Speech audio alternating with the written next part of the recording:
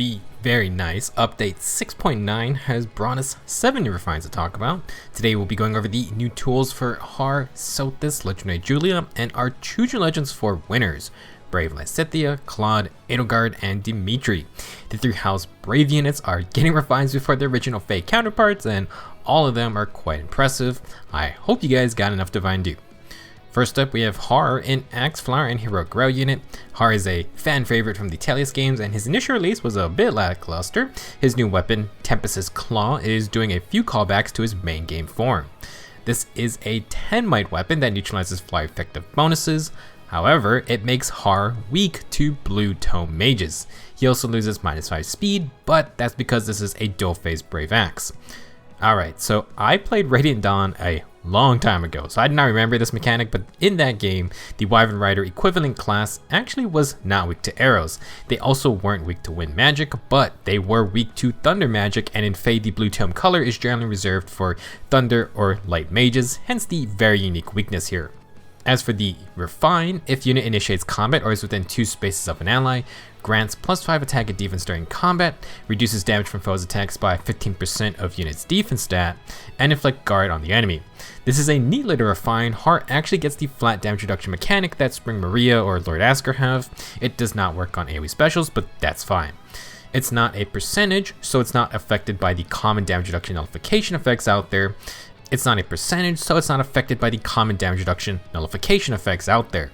As an example, if Haar can get 47 defense, he will reduce damage by 7. If you can hit 60 defense, that's 9 flat damage reduction.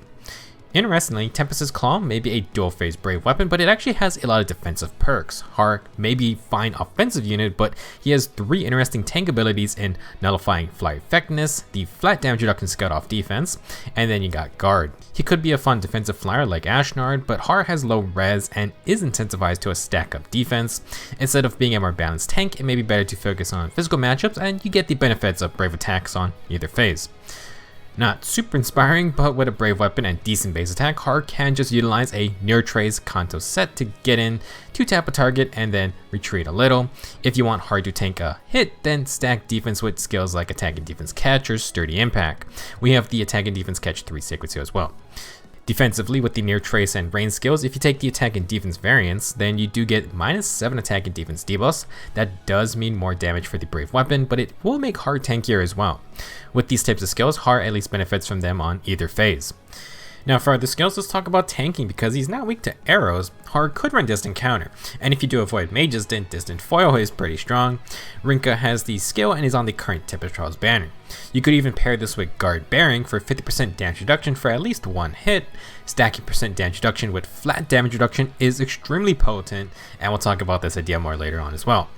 The main downside of Guard Bearing is that it's only 1 hit, or it only works on 1 hit, and it's 1 fight per enemy phase only. Not the highest uptime skill for a tank, and if you want to run it with Distant Counter, then you have 2 useless skills for player phase. You could do the Impact plus Guard Bearing build though. Now, if you were committing to enemy phase, then you could also add Quick Riposte, potential quad attacks there. While Attack and Defense Rain is great all around, you could also use Attack and Defense Menace or Attack Smoke 4. Both are great, and Attack Smoke 4 just adds more defensive power for mixed phase tanking. Last, you could run Heavy Blade, but keep in mind Tempest's Claw is really only a 15 might weapon total, so you're going to need all the attack advantages you can get.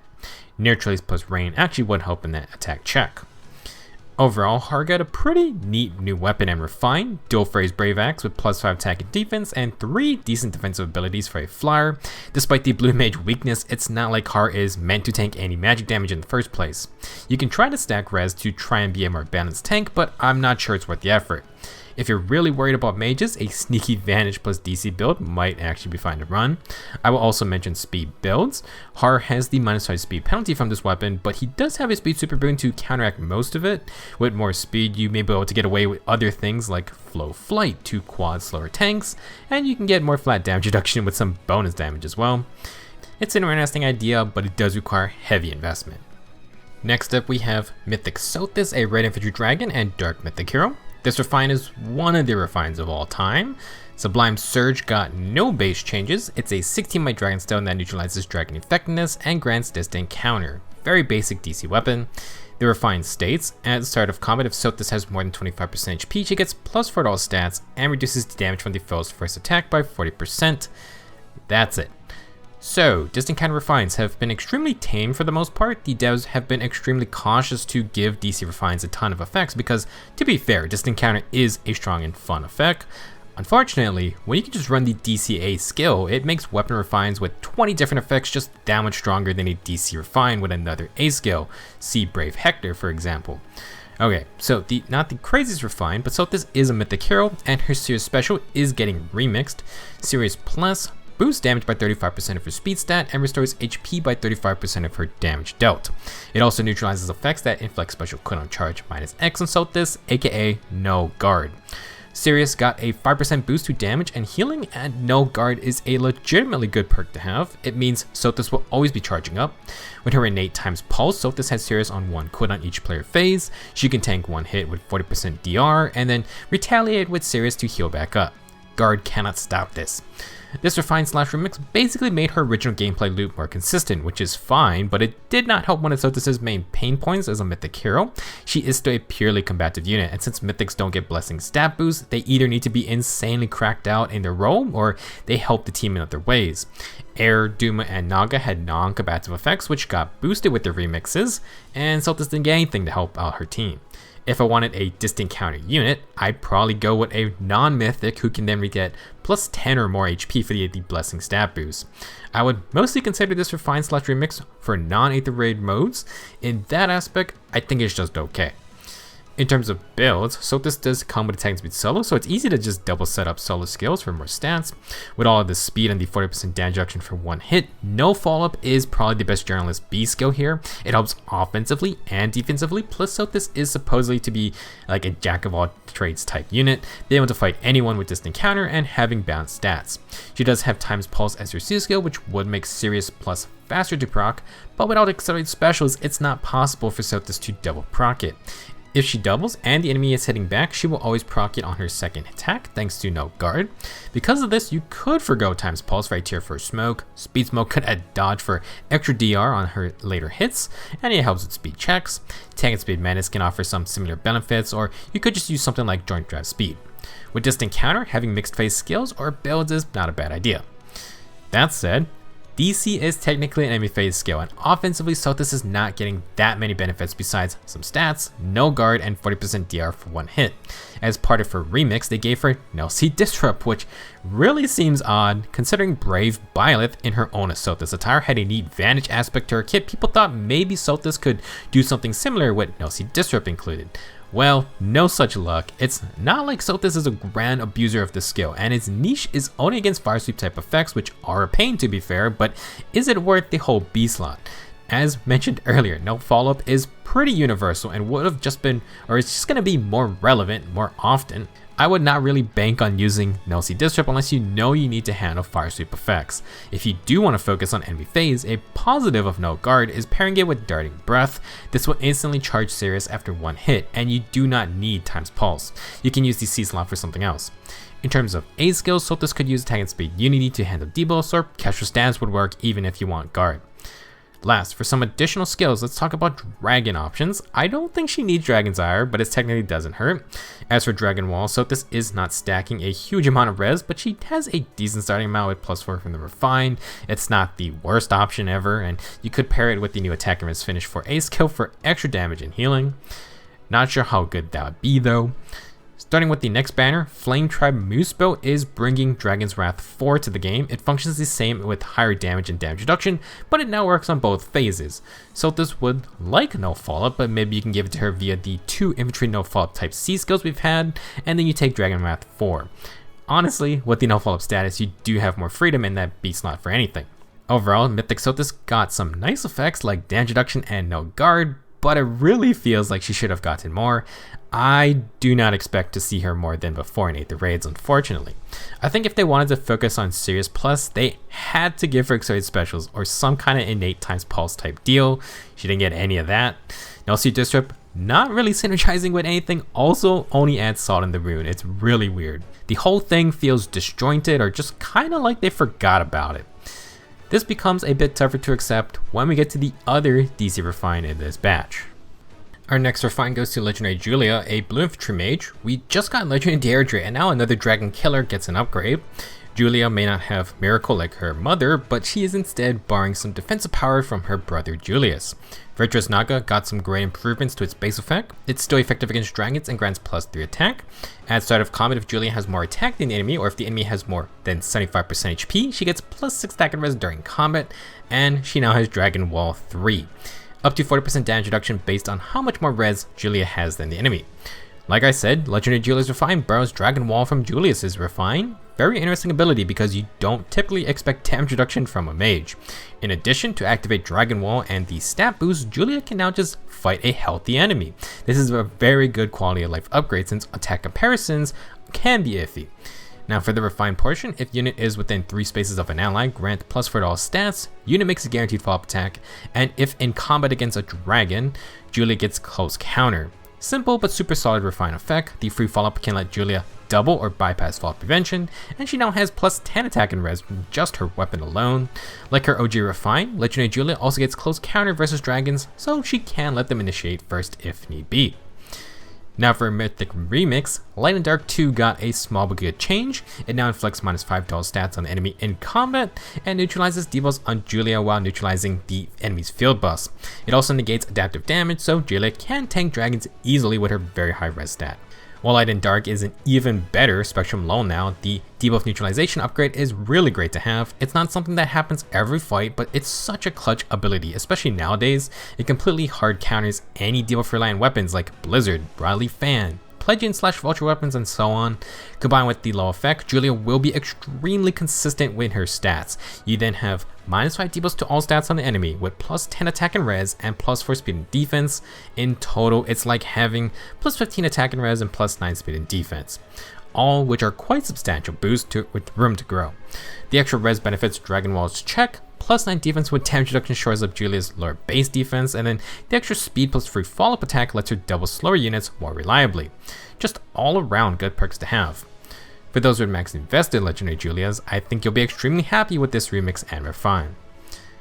Unlike Sothis, Julia got a rather decent skill in attack and res menace, another way to bolster her res check for Dragon Wall, and obviously just more damage. Julia has mirror impact already in her base kit, so that's another +10 res, but it's the fall prevention that is also quite good to here. With her free follow-up plus speed check win, this simulates full no follow-up when initiating. Good for doubling and not dying if you cannot finish the kill. For specials, Julia does not have cooldown reduction, so a tough choice between lower cooldown specials like Glimmer or Ruptured Sky, or just nuking things with Iceberg and Glacies. For Sacred Seals, I think this is a very flexible slot. With all her bonus stats, debuffs, and Dragon Wall, you might want to consider non-res skills, like more defense to help out in physical matchups, or maybe just a little extra speed. Julia could run Sturdy Impact with attack and defense solo as a seal, or maybe just fully stack all attack and res. Heavy Blade could be a potential seal just to get more specials, although Times Pulse is also an option. Other C skills can be Attack Smoke 4, another fall prevention perk, this time for the enemy phase. The extra buffs and debuffs only contribute to Julia's new deceptive bulkiness. If you wanted to run an A skill like Attack and Res Ideal 4, the Tier 4 Oaths are a good pairing and you get Warping. We don't have an Attack and Res Oath 4 just yet, but Attack Speed could also work. While I usually imagine Legendary Julia as a more aggressive mage, you can't just hang back and let enemies come to her. She has a free follow-up attack with tons of stats plus Dragon Wall now, so you could run things like Joint Distant Guard with a tier 3 dual stance. Light and Dark 2 ignores field buffs and debuffs, so Unity and Distant Defense 4 are not recommended. Just because it's fun and new, Attack and Res Finish 4 might also be not bad. Julia has a tougher time charging specials, but the extra sustain would be pretty nice if you can pull it off. Overall, Legendary Julia isn't doing anything super new, but received a ton of solid effects with her Refine and Remix. Damage reduction for a mage is nice, and debuff neutralization is so good, especially with the full low effect. Virtuous Naga is easier to activate, which was a concern before, and also grants a bunch of stats with a free follow-up. You then got stronger debuffs from Light and Dark 2. If you thought Julius's Refine was pretty solid for a free unit, this is basically the 5-star version of it. Julia has a very similar stats to her brother, so she could be a fun unit with all her bonus perks. Despite being the same unit type, Legendary Julia does have a lot of distinctions from Legendary Edelgard, who is still available to summon. They do share a hatred for dragons though. Moving on, we have our CYL4 winners, starting with Brave Lysithea. She's a fully offensive right infantry mage, and while Dark Spikes was decent, it needed some setup. Its base effect did not change, it's effective against cavalry, plus 3 speed overall, and at start of combat, if the foe has more than 75% HP, grant plus 6 attack and speed during combat. If Lysithea has less than full health and initiates combat, she gets a free follow-up attack and can use it before the foe can counter back. Very important thing to understand, this is not just desperation, this is desperation with a free follow-up to use it. Brave Lysithea is very fast, so while she can earn her own doubles, the guaranteed follow-up can cancel all fall prevention skills. I talked about this with Julia, but Lysithea fully stacks only attack and speed to ensure she doubles more targets. Technically, it can help her double a faster enemy too, but no follow-up puts a stop to that. Now for the Refine, accelerate special trigger. At start of turn, grant the warping status to Lysithea and she takes 1 out of combat damage.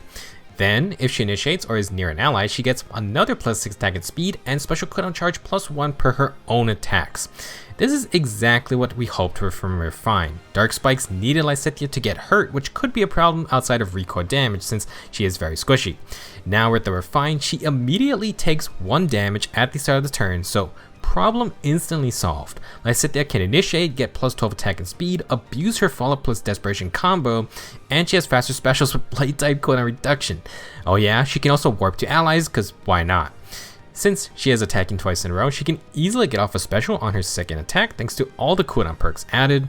We can add more via other skills, but this is an insanely strong weapon with the relatively simple tactic of just stack attack and speed. Brave Lysithea will continue to be a glass cannon, all or nothing type mage. She is now ready to go turn 1. As a side effect of losing 1 HP, you maybe can get creative with HP sharing skills like Ardent Sacrifice or Reciprocal Aid. If you're interested, you can look up what some people tried to do with Winter Bernie's 1 HP damage to allies. For her kit, Lysithea comes with attack and speed push 4 and low speed and res 3. Both are fine to keep even if the recoil of the push skill is unnecessary now. If you aren't fighting a ton, then I would just keep them. You could swap to something like attack and speed Unity or Solo though, so that's up to you. Since Lysithea has Desperation with a follow-up, she doesn't need no follow-up to punch through Wary Fighter. Low speed and res provides a way to clear field buffs, and it has some deals of its own. In terms of specials, you can run Luna without any help. It will be on 2 cooldown. First hit charges it, second hit procs it. However, add Time's Pulse into the build and you can do the same with 4 cooldown Dragon Fang or Astra. Kinda crazy to face off again since if you do not match Lysithea's speed, she will get that special off. Now, Guard can stop these specials. Luna with Time's Pulse would ensure it always works no matter what, but that's not good enough for Dragon Fang or Astra. To ensure those go off, you're gonna need tempo or really you just need no Guard. We only have attack and res and speed and defense tempo, so maybe not worth it to you at the time. However, being able to get off these big special procs may be more worthwhile than the low field buff neutralization. These can be countered with no special charge though, so do keep that in mind. There is another special option in AoE specials. Accelerate specials plus blade type cooldown means Lysithea can recharge AoE specials with special spells help easily.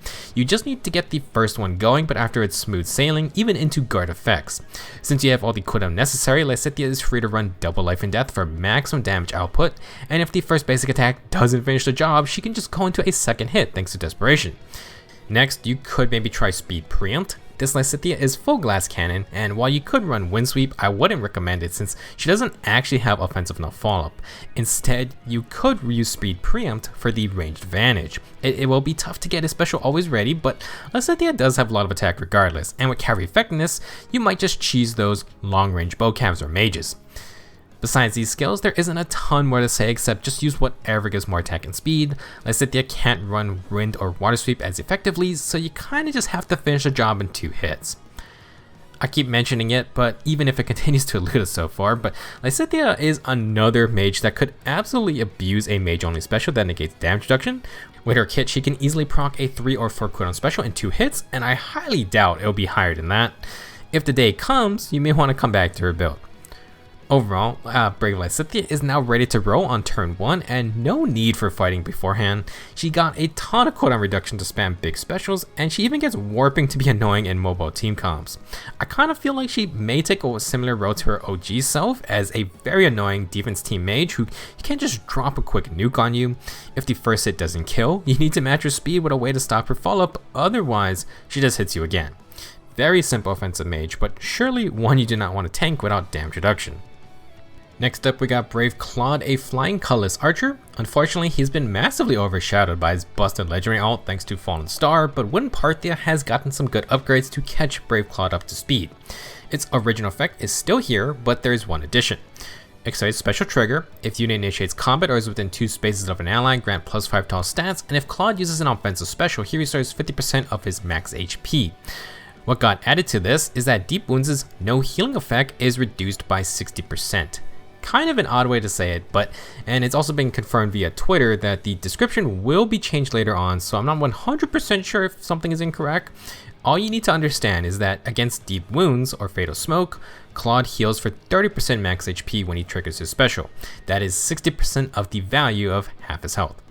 If Claude has 40 HP, instead of healing 20 health, he will instead heal 12 HP, for example. I don't have this refined myself, but from reading some comments, despite it mentioning Deep Wounds specifically, this does work against Fatal Smoke since the skill itself disables healing.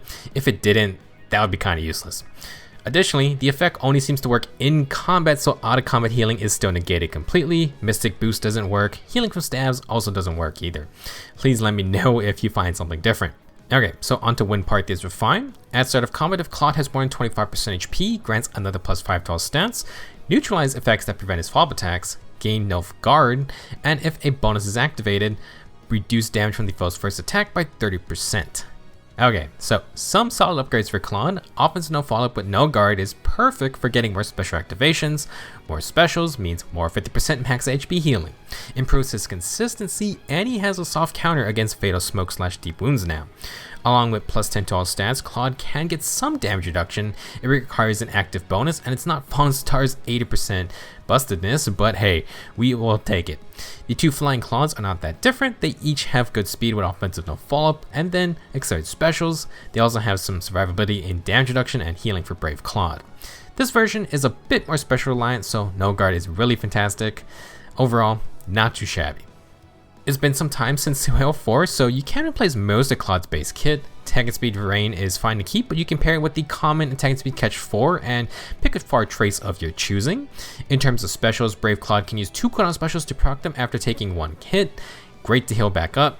However, he can also feasibly just run Deadeye. You do need a ton of attack against high defense tanks, but it also is his only way to negate damage reduction skills. You may want to go with defense debuff variants if you want to use Deadeye for tankier targets. Thanks to no guard, as long as Claude doubles and takes 1 hit, he will proc Deadeye. Now, something to consider is that you do want 1 bonus on Claude, otherwise no 30% damage reduction. He isn't super frail and can heal back up, but you still want the DR. Rains are solid, but if you want some self buffs, you could use Oath 4 or Man at Sea skills. Of course, you can just use an ally as well. Other fun skills can be tier 4 smokes. Claude can make use of either Attack Smoke 4 or Speed Smoke 4. Follow-up Denial is great, and Dodge can make Brave Claude feel like a mini Legendary Claude sans Fallen Star's Gravity. Now, since there aren't that many exciting B skills or range flyers besides Kanto, maybe Speed Preempt can also be used here. Claude isn't always going to have a special ready to go for the Advantage proc, but it might be fun to try. It might mess up your healing loop though, so I would think it over a little bit. For those that like having fun, close counter builds certainly just got better. Iode's Shield may honestly be fine to run since when Parthia's Refine is adding a good bit of extra stats itself. Funny enough, Brave Claude is a bit tougher to deal with if you reach him first. Legendary Claude is easier to deal with if you initiate since he has no Fallen Star, just a ton of speed. Brave Claude has some damage reduction and big sustain, so if you can't one-shot him, then you might be in trouble. Overall, I wouldn't say Brave Claude is suddenly going to be super scary, but he is much better off now. No guard for his special reliance healing niche is amazing, and then offensive no follow-up keeps him offensively threatening. Solid Refine for our first house leader. Next up is Brave Edelgard, who was by far the most relevant unit of this batch since release. Spoiler alert, I think that will continue to be the case. This Edelgard is an Axe armor unit, and the flower Hauteclere makes her one of the easiest to use armors for general play. It accelerates specials and grants Edelgard +1 movement and the warp status if she has more than 25% HP at the start of each turn. At the start of combat, if Edelgard has more than 25% HP, she inflicts -6 attack and defense on the foe. No changes here. This was a fine weapon, giving an absurd amount of mobility to Edelgard. She basically acts like an infantry unit, and warping can give her some offensive pressure. As for her unique B skill, Black Eagle Roll, when above 25%, Edelgard gets a free follow-up attack, and on the enemy phase, she gets 80% damage reduction on follow-up attacks from the enemy. free follow-ups for either phase is great, and then if she gets doubled, Edelgard gets a big 80% DR. Things get more insane with her Refine though. If Edelgard is within 3 spaces of an ally, grant bonus attack, defense, and res during combat equal to X times 2 plus 3 at the end. X is equal to the number of spaces moved by whoever initiated combat, max of 3 spaces. In addition, inflict another -6 attack defense on the foe. Edelgard heals 7 HP per hit, and if X is 1 or higher, she gets guard. Holy moly. The super min-maxed army unit just got an incredible amount of stats. Her debuffs got doubled to a massive -12 attack and defense during combat, basically for free, and depending on how far Edelgard or the foe moves, she can get +5, +7, or +9 to attack, defense, and res. That is just insane. Literally like +20 to 3 different stats on an army unit for just this weapon alone. The only major condition to meet is that Edelgard or the enemy must have moved at least 1 space. This is like Brave Self or the Clash skill mechanic. If no one moves, she doesn't get guard, so that might be an issue in a pure tank vs tank matchup, or if the attacker gets danced, for example. Regardless, one of the biggest upgrades here is the 7 HP healing on hit. That sustain can free Edelgard from a healing special, and she can just join the bonfire spamming crew. If you take Edelgard on, you're going to need some serious firepower, and if you need a follow-up attack to finish the job, you have to deal with 80% DR. Not a fun unit to deal with. For me, Brave Edelgard is a great unit just because she has 0 mobility issues as an army unit, 2 movement, warping, and a free follow-up makes her a decent offensive threat, and just in general, this Refine only further cements her as one of the most versatile army units around. You can basically toss any skills on her and it'll probably work out. Now, thanks to the Refine, Edelgard can only further improve her near save or far save game. Many players like near save, mainly because dual Chrom is kind of annoying for her. Since Edelgard has guard, she should drop tier 3 dual stances completely, and now you can just go with either close defense 4 or unity A skills. Close defense is extremely strong to negate field buffs, while unity can just turn around debuffs. Along with Black Eagle Rule, you can use Steady Breath for instant bonfire retaliations, a very common threat just like Fallen Edelgard. Now, while she doesn't have Hardy Fighter, this Refine grants so many stats / debuffs that honestly the first attack to hit her is already being massively reduced, literally just pure tanking off stats, and then on follow-up hits you have the 80% DR insurance. Now for other skills, Brave 80 comes with Close Ward, and while that's okay to keep, she's perfectly fine with regular distant counter. If you want to run far save, that can work too, just watch out for Chrom. Now, another A skill that is technically a good pick is the ideal for A skills. Edelgard has 2 status effects to keep it active, and she may just stay at full HP due to her insane tankiness. If you're going the save route though, I'd probably stick to the other options. As an unusual pick, there is Fallen Shield. Honestly, with how many stats come from Flower Hauteclere, it might work out. The main issue nowadays is that a lot of people have kinda abandoned army effectiveness because Brave Hector is stupid. Doesn't mean it's not still good, but Fallen Shield is kind of useless if you don't run into it often enough. It's so easy to get though, so very easy to experiment with if you just want to try it out. Now, for non-save skills, you can just keep Joint Drive Res. Smoke skills can be good, like Pulse Smoke or Fatal Smoke. Those might be fun in extended battles. Menace skills can work since Edelgard does have player phase options. Tier 4 smokes may also work, although I'm not sure if she needs them.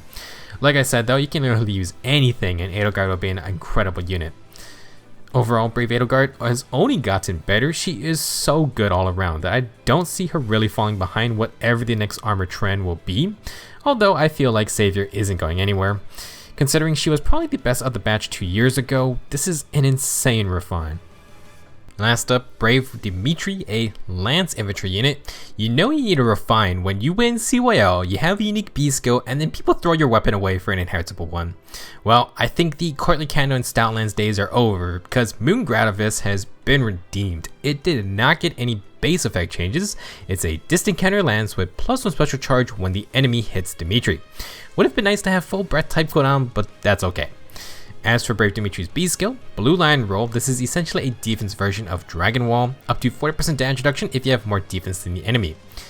However, if you win the defense check, you also get quicker post, so an enemy phase follow-up attack. This Dimitri has high base defense and lower res, but damage reduction can keep him in the fight. You'll want to notice that he also has good speed, which can be important as well. Now for the refine, if Dimitri is within 3 spaces of an ally, grant +5 speed, defense, and res during combat, deal true damage equal on hit to 20% of his defense stat, reduce damage by the same amount, inflict -5 defense on the foe, and then neutralize the foe's attack and defense bonuses. Yeah, this is why some people are pretty salty about Sothis' Refine, because how do you go from +4 to all stats and 1-time 40% DR to +5 to all stats, true damage scaled off defense, flat damage reduction scaled off defense, and then low attack and defense? First off, essentially Dimitri gets a general stat boost, but he gets a +5 defense and inflicts -5 defense on the enemy to help win his blue line road defense check. It would have been the same as +5 attack, but translating it into a defense debuff helps more. Low attack and defense is a solid effect here, no complaining. You then have Spring Maria and Lord Asker's true damage and flat damage reduction abilities. Haar got the flat damage reduction part, Dimitri gets both. The flat damage reduction is the real kicker for Dimitri because flat damage reduction is really good with percent damage reduction. In FEH, you reduce the damage by the percentage first, then you apply the flat damage reduction, and this makes it so you can just take 0 damage in the end. It's possible. Shield Pulse does this with defensive specials because it gives -5 flat damage reduction at the end. As an example, if you can hit 50 defense, which is pretty easy for Dimitri, you will get 10 true damage and reduce damage by 10 as well. Imagine he takes 50 damage from the enemy, but he has the full 40% DR from Blue Line roll. That becomes 30 damage, and so you subtract 10 from that for a 20 damage hit. Now imagine if Dimitri only takes 30 base damage. In the end, this would become 8 damage. In physical matchups, you can straight up wall off enemies. However, if you run into other high defense foes, then you're going to lose that percent damage reduction. Don't get it wrong, Brave Dimitri is now much stronger, but he doesn't have everything from this refine. His free follow-up attack is enemy phase only, he doesn't have any kind of no follow-up effects, he doesn't have guard, no sustain, and his base res is still quite low. However, for a DC refine and for a unit whose unique weapon was being replaced, I think this is a massive redemption for Moon Gradivus. Now in terms of builds and playstyles, Dimitri does want to stack as much defense as possible. He gets rewarded with flat and percent damage reduction, true damage, and you need to win the defense check for quicker post. Dimitri has attack and defense unity by default, which is actually not bad to keep if you run into debuffs like from Gerald. You just turn those around for you. Dimitri also has joint hold attack, which is okay, but it's a field buff you can get from an ally.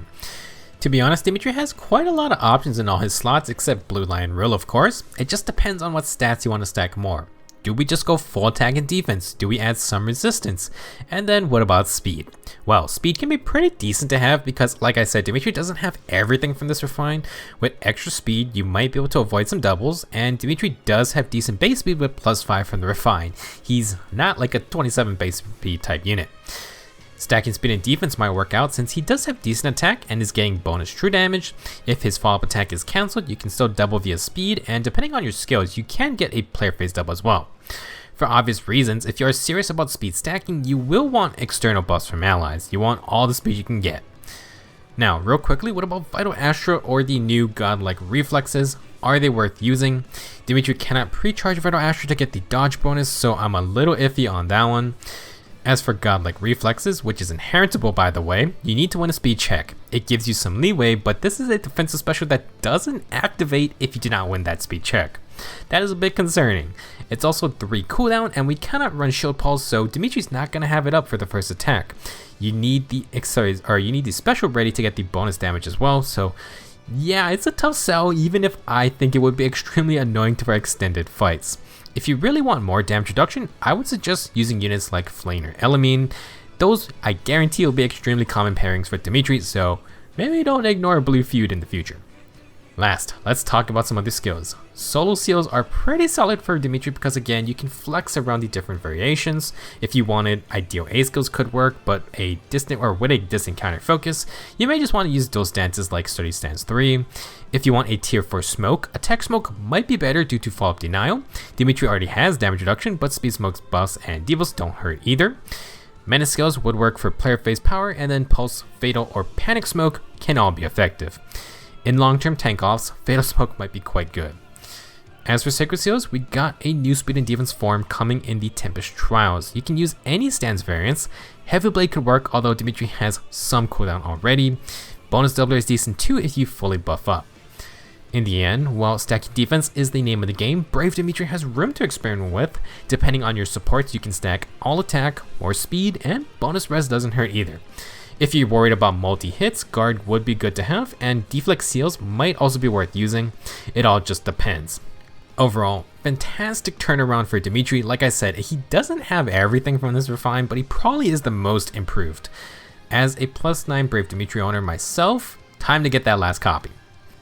That'll wrap up this long update 6.9 refines video. Let me know your thoughts on these units, and I hope you have a lot of Divine Dew if you like 3 houses, because we could see the OG house leaders and Bonnet get a refine soon as well. The fact that the Brave versions got refines first is just insane. It does highlight the issue with how refines happen in this game, and why I thought maybe they would hold off on them this year. Doesn't seem to be the case though.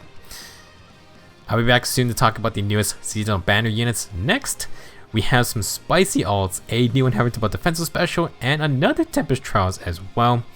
Thank you for watching, and see you guys soon.